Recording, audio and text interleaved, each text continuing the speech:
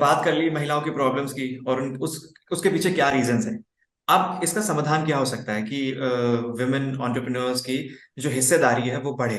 क्या रीजन हो सकता है, क्या सॉल्यूशन हो सकता है? मैं देखो, महिलाओं को क्या चाहिए? आप उनकी हिस्सेदारी बढ़ाना चाहते हैं, उनको equality, better treatment, they don't want to be judged, उनको फाइनेंशियल इंडिपेंडेंस चाहिए।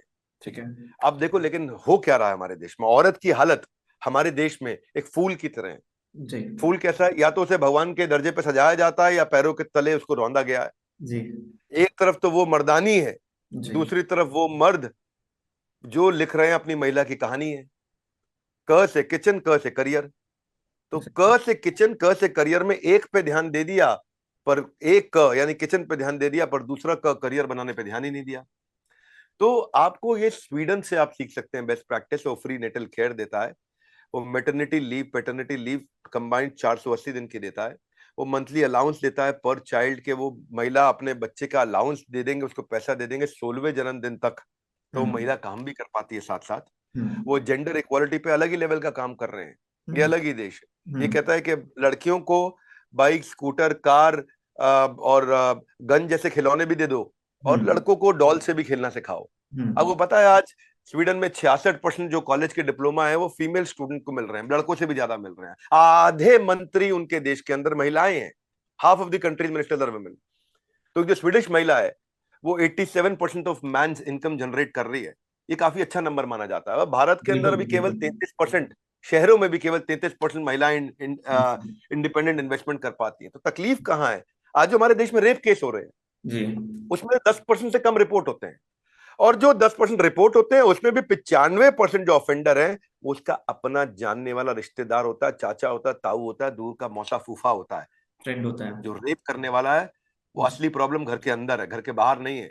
लड़ लड़कियों के अंदर एक साहस पैदा करना है। चुप्पी तोड़ो, थोड़ा खुल के बोलो। जो प्रॉब्लम घर के अंदर है, जब उसको ठीक कर दिया तो महिलाओं को जगह मिल जाएगी।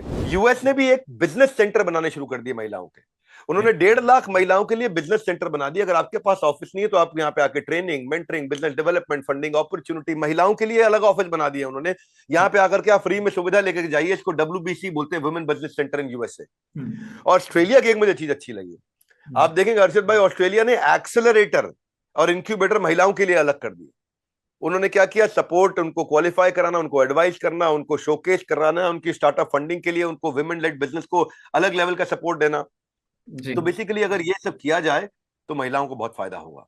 तो सर, जो फीमेल एंटरप्रेन्योर्स हैं जो घर पर रहती हैं, वो फैमिली भी डील करती हैं, घर के काम भी डील करती हैं, बाहर सोसाइटी की चीजें भी डील करती हैं, जॉब भी डील करती हैं, तो उनके लिए उनकी मेंटल हेल्थ कितनी इंपॉर्टेंट है? मोहम्मद अर्शद जी, बहुत इंपॉर्टेंट है। वही क्रिएट करती है, नर्चर करती है और ट्रांसफॉर्म करती है इस पूरी पृथ्वी को। जी। ऐसे में महिला वो नारी है, बेचारी नहीं है। उसका जी। मेंटली स्ट्रांग होना बहुत जरूरी है।